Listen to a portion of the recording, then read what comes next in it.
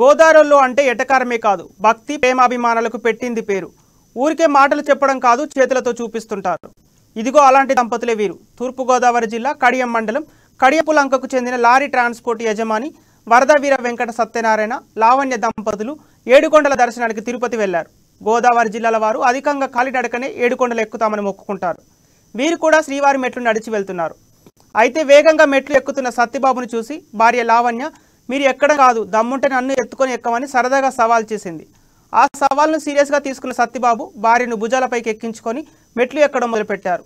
ఒకటి కాదు, రెండు కాదు, ఏకంగా 70 మెట్లు ఎక్కారు.